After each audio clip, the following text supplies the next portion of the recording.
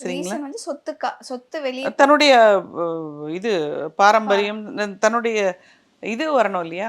அதுக்காக வேண்டி குழந்தை தன்னுடைய உறவு வந்து நீடிக்கணும், என்னுடைய சந்ததி நீடிக்கணும் அப்படின்னு அவங்க ஒரு குழந்தைக்கு போறாங்க.